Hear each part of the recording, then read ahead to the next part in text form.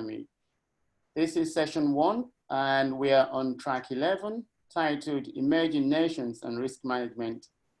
And with that, I would like to introduce the second speaker, and her topic today is implementing the NIS Directive, driving cybersecurity improvements for essential services. And the presenter is Tania, Wallis, and Christopher Joseph. Welcome, Tania. Thank you. Hello, everyone. My name's Tania Wallis. I'm working with Chris Johnson at University of Glasgow. We're part of the RITICS, that's Research Institute in Trustworthy Industrial Control Systems. We've been researching the implementation of the NIS Directive across a number of different sectors, and have come up with a proposal for a framework to progress cybersecurity improvements across the various stakeholders involved.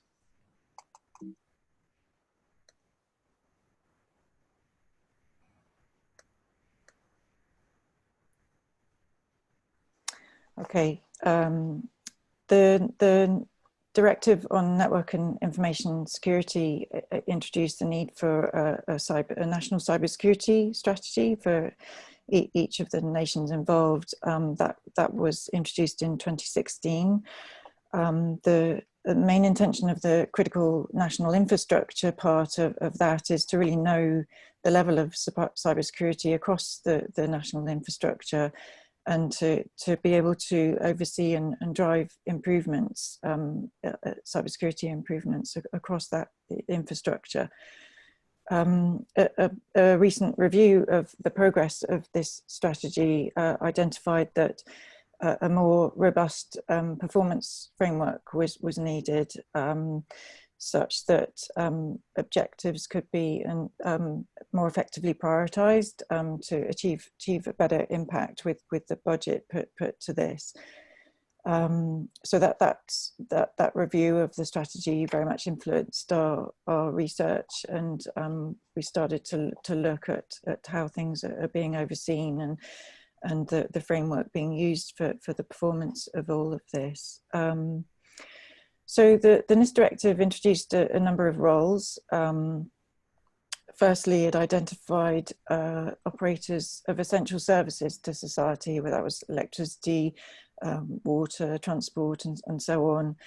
And it became the operators identified then were obliged to implement the NIS principles, and also obliged to report on any incidents affecting their essential services.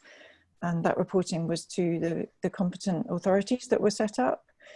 Some countries set up a national competent authority, such as Germany, France, and Denmark, in order to oversee the whole thing. Other countries decided to assign sector-specific competent authorities, including the UK, Sweden, Netherlands, and Poland. They've produced more sector-specific guidance and have been responsible for auditing and assessing cybersecurity levels across their particular sector. Also, there was introduced the CERT and single point of contact roles to provide support with responding to incidents and provide help with technical cybersecurity expertise, and also for engaging with international cooperation with other countries. And in the UK, the NCSC has taken on the CERT and SPOC role. They've also provided a cyber assessment framework that outlines the outcomes that the NIS principles are looking to achieve.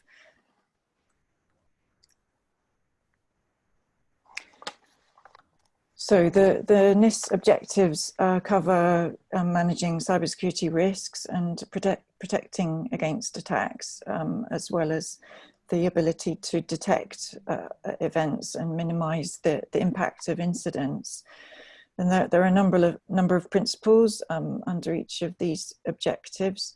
And the NIS is particularly focusing on improving, as well as the mandatory reporting of incidents, it's focusing on improving cybersecurity capability for a number of sectors. That includes electricity, oil and gas, water supply, transport, including aviation, health, and the finance sector also.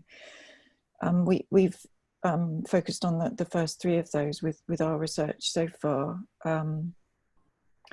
So within the risk management aspect, it includes the governance and asset management, but also supply chains as well. And while supply chains are covered through Objective A, suppliers in many cases are actually involved across all of the objectives, where essential services are also depend on the cybersecurity capability of suppliers for protecting against attack and responding to incidents as well. So our research has included interviews with several operators of essential services across 3 sectors, and also with the NCSC and government departments. We've also been talking to competent authorities across 3 different, who are overseeing the NIS implementation across 3 different sectors. We've discovered that there's some differences in their approaches. They've all set out expectations on the operators by creating a sector-specific cyber assessment framework and a profile of outcomes to be achieved. Some competent authorities are taking a more integrated approach to safety and security together, and others have a separate safety and cybersecurity team, but are still planning to integrate that gradually going forward.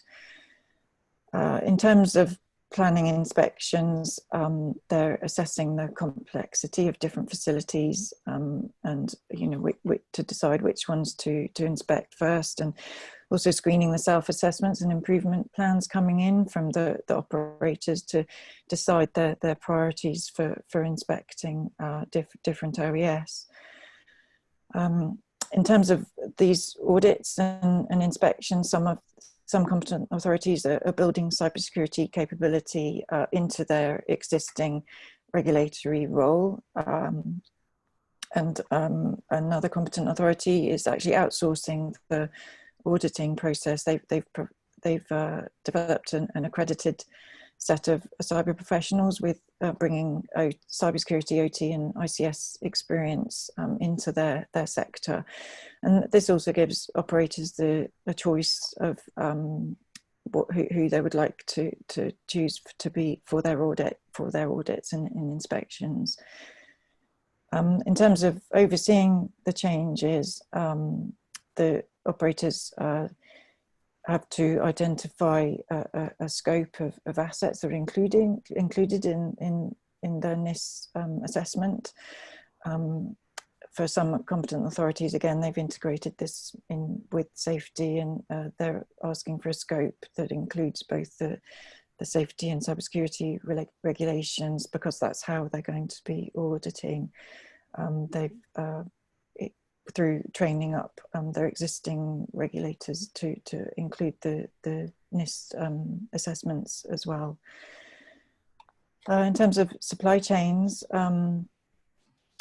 awareness is being raised by competent authorities with one of them offering supply chain briefings.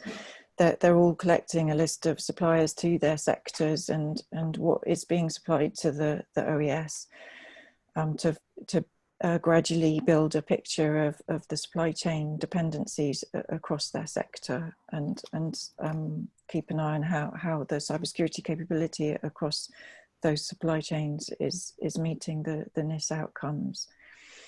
So a number of different approaches there, but some similarities too. As I said, the NCSC put together a cyber assessment framework that then has been tailored by the competent authorities to different sectors. It specifies what outcomes need to be achieved by the operators or partially achieved. It's also quite realistic in terms of setting the profile of what needs to be achieved or partially achieved, because it's going to be impossible to achieve green in their red, amber, green scale on all of it. But just to point out the supply chain aspect that we've homed in on, this is the kind of wish list for being fully achieved in the area of supply chain. The NIS objective is looking for a deep and broad understanding of the supply chain, and to be able to protect their critical assets from capable and well-resourced attackers, and including how they're working with suppliers to protect against sophisticated attacks. It expects that the operators should have their security requirements of suppliers actually laid down in contracts, and a shared responsibility model documented. And just the network connections and data sharing with third parties to be managed appropriately, the risks involved with that, and also to engage their suppliers in supporting incident response, and for mutual support between them in responding to incidents together. So that's the wish list of what needs to be achieved in the area of supply chain. So we did look at that in terms of how the OES how far they were able to achieve that. Firstly, the OES were asked to provide a scope for their NIS assessment by looking at what assets and suppliers were most important for the provision of their essential service. So they were defining their NIS relevant assets, and so showing what was in scope for their cyber assessment, and that included identifying critical suppliers. So the NIS Directive, rather than being prescriptive, has been very outcome focused. This has given operators room to apply their own approach and manage their own risks towards achieving these outcomes. But as they've worked out how to do that, it has brought up a lot of questions in terms of what does it actually mean to comply with NIS, and what scenarios are they expected to be preparing for. They've had plenty of room to move, but that's perhaps brought up more exploratory questions as they go about it. So what we have discovered is, while the NIS Directive is expecting individual OES to each achieve the particular outcomes, their actual cybersecurity level is influenced by a broader set of organisations due to their interconnectedness with third parties and outsourced arrangements.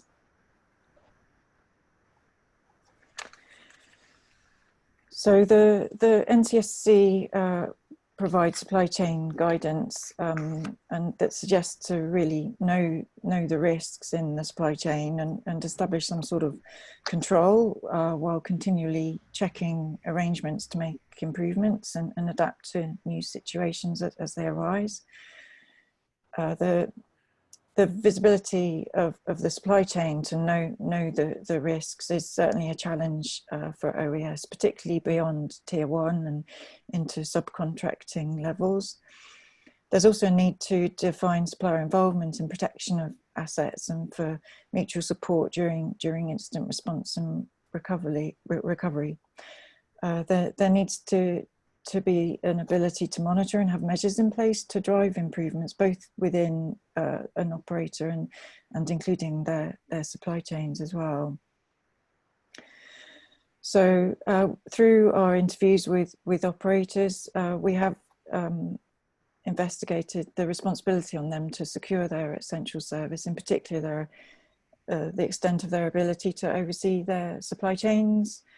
And we discovered that the OES were experiencing a lack of choice of suppliers, and in some cases quite limited negotiation power with suppliers in terms of asserting what their security requirements were. We also came across in a number of sectors a dependency on a sole supplier that was quite important to them. And again, that reduced their negotiating powers to request particular security levels. And at the same time, they've been managing security across multiple supplier relationships. So it's quite an extensive overhead of activity. They are making progress with updating existing supplier contracts, but it is a gradual process to work through. And as I said, they're finding they have limited visibility of their suppliers' cybersecurity, especially the lower tiers of the supply chain. They have relationships with SMEs that often have fewer resources for cybersecurity. And yeah, the overhead of activity to oversee the supply chain and the ability to actually audit and visit suppliers to verify what they say their cybersecurity level is a costly and time-consuming process.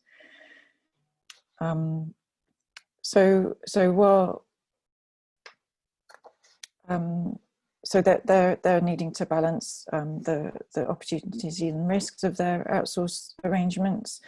We are seeing that there's an interest to collaborate in some areas due to the limits of what they can do as an individual company.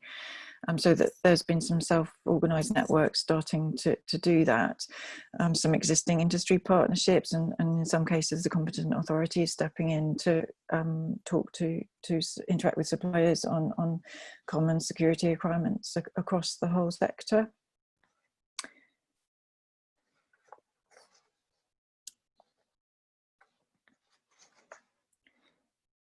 So while the suppliers have set up questionnaires during procurement, there's a fair bit of activity to establish what the cybersecurity level is of new suppliers. It doesn't always get included in the procurement process. Depends on other business risks as well. But they are collecting that information to get a full picture of the cyber level across their supply chain and with new suppliers. They're prioritizing their suppliers depending on the criticality for their essential service and working more closely with those that are more important to them. So there's a number of levels in terms of getting assigning accountability.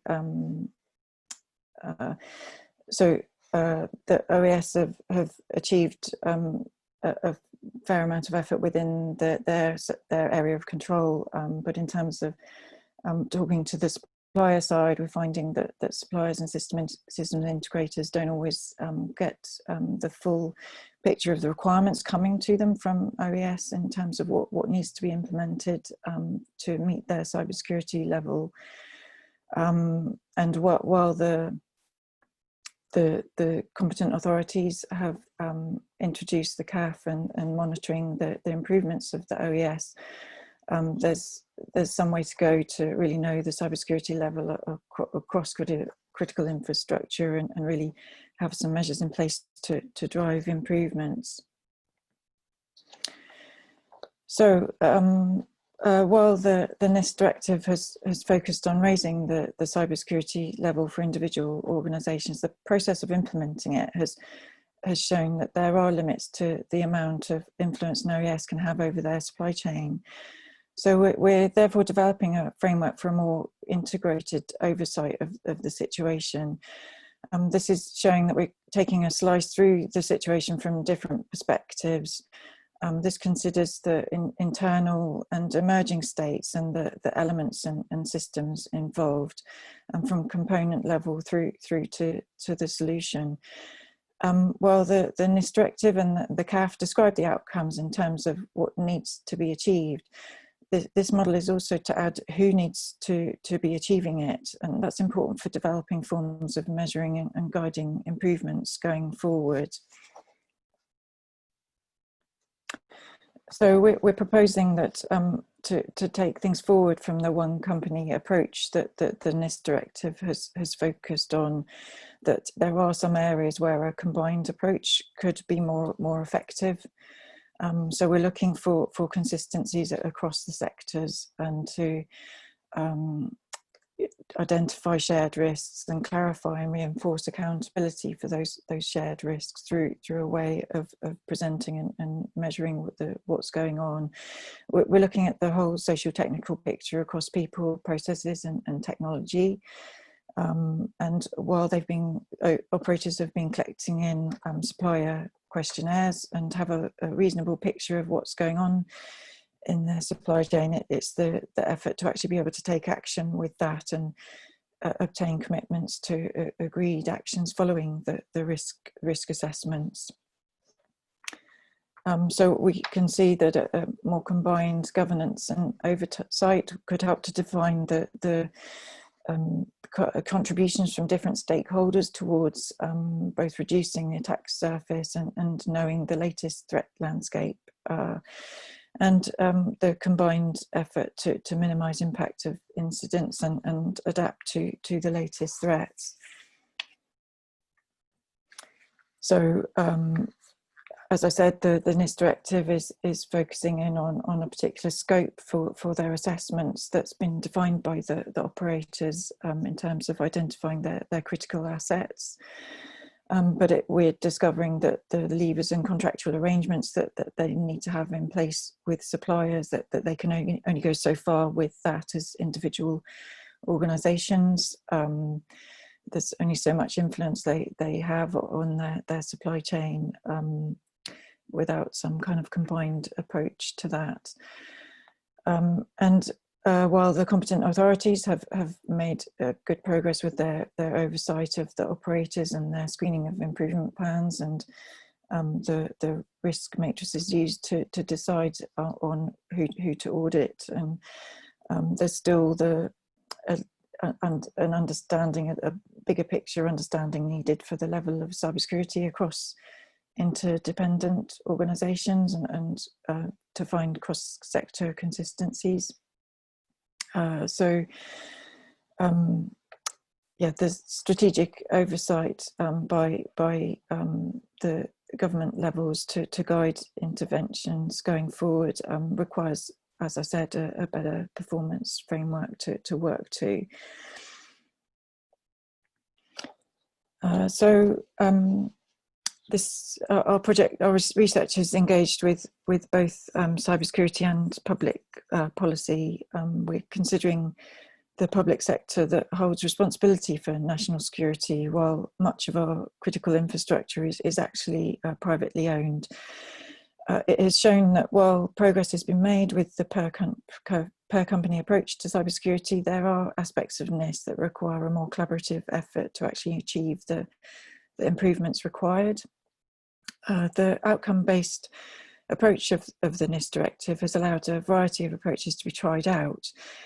This now gives us a chance to select best practices from this experience and to discover areas of commonality for a more consistent approach across sectors where that can introduce greater efficiencies to keep pace with adapting to the latest threats. The NIS implementation has enabled a communication structure to form between the operators, the competent authorities, the CERT and SPOC that the NCSC is carrying out, both for the mandatory notification of incidents and the organisation of the NIS assessments.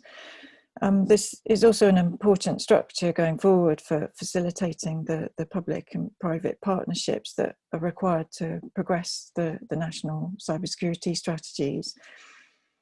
So adapting to the latest threats is going to require self-awareness, context awareness, and to maintain that awareness going forward. So the NIS self-assessments and improvements plans that were carried out by OES has encouraged a self-awareness amongst the operators, especially with them looking end-to-end across their organisations to decide what was going to be in scope of the NIS assessment and identify their critical assets and critical suppliers. The context that critical infrastructure needs to be prepared for requires a collective effort to form the latest threat landscape and the acknowledgement of shared risks. And maintaining that self-awareness and context awareness requires a facilitation of contributions from stakeholders towards reducing the attack surface, understanding the latest threat landscape, and minimising the impact of incidents. So this is work in progress. We've carried out about 30 interviews so far, and that's continuing. We will continue to work with industry partners and government departments also to home in on the NIST outcomes that could be assisted further by a more combined effort and collaborative approach. We're working on designing a set of measures to oversee more accountable contributions to that collaborative effort, and to assist all the stakeholders to meet their objectives under the NIS Directive and under their national cybersecurity strategies. So yeah, thank you everyone for listening. I hope you found that interesting, and I'd be happy to answer any questions you might have. Thank you. Thank you very much, Tania. That was really in-depth, and I enjoyed it from start to finish.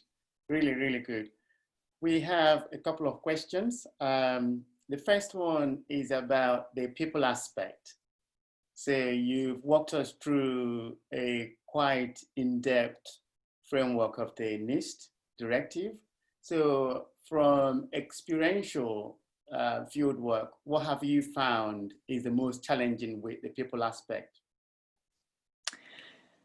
Yeah, so as I said, the NIS Directive does specify the outcomes to be achieved and what needs to be done, but it's not saying who needs to do it and how it needs to be implemented with the set of people involved. I'm finding within the operators, they have quite small cybersecurity teams, and those teams have really taken on the directive and are trying hard to implement it across their organisations. The process did allow different departments to get involved, particularly when they were identifying their scope, what was going to come under NIST. That provided a useful end-to-end discussion across different departments to decide what was critical for their essential service to be maintained. But yeah, I think there needs to be a more effective rollout of responsibility and accountability across everyone, rather than it just being on the shoulders of the small cybersecurity team.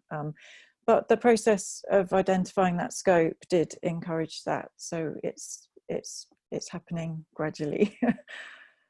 Thank you very much. There's a follow-on question from the audience is with regards to COVID-19. And yesterday in the UK in particular, they announced a number of us are going to lose our jobs. And the framework is in depth. How do you think departments are going to readjust in the new world of post-COVID-19 pandemic? It certainly has changed the risk landscape for them. Previously, operators have been very protective of their operational technologies and quite resistant to remote access to them. But obviously with us all being in isolation, the amount of remote access to things has needed to ramp up at quite a fast pace. So it's really bringing a different approach to how they're operating, has been coming at them at quite a fast pace. In terms of the economy and losing of jobs, and there's so much work to be done in cybersecurity.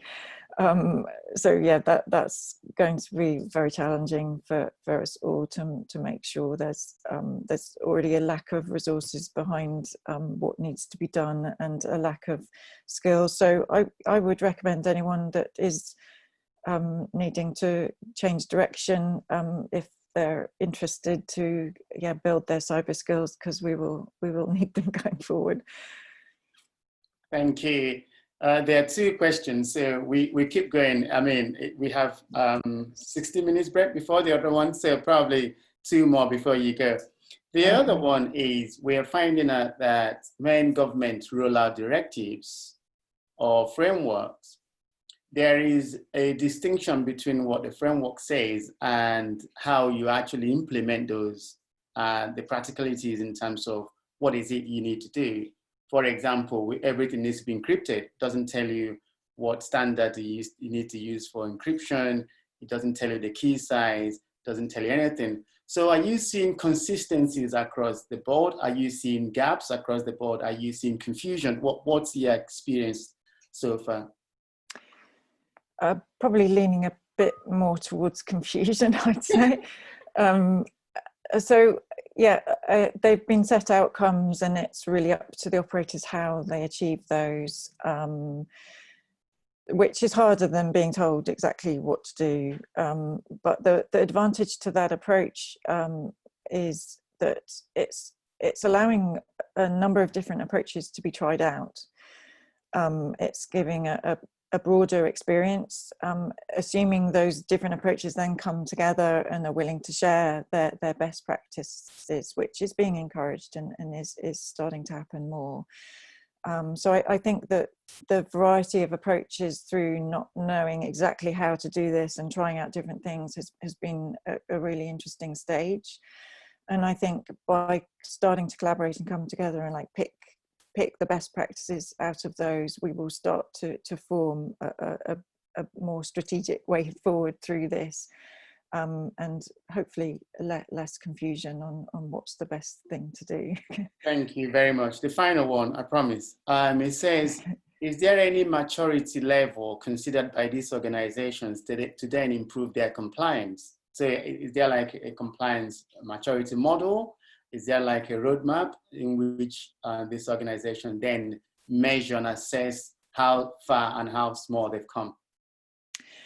So far there's been this cyber assessment framework that was put together that gave the detailed outcomes for each of the principles of the NIS Directive, and it was labelled with red, amber, green. So like the operators were asked to self-assess, and if they'd fully achieved a particular objective, that they were green in that area, and if they had anything that in the red list, then they were red in that. So that's helped to start to really make sure that there's a baseline of cybersecurity across each sector. But yeah, I think there's going to the cyber assessment framework has actually been updated during the last couple of years.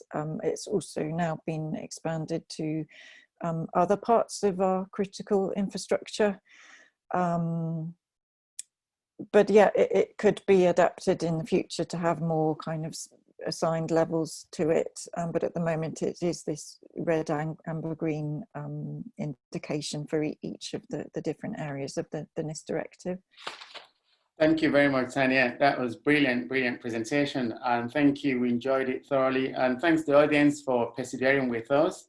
And we break now. So 60 minutes break. We'll come back again at 1300 UK time, or GMT +1, which is our current time zone.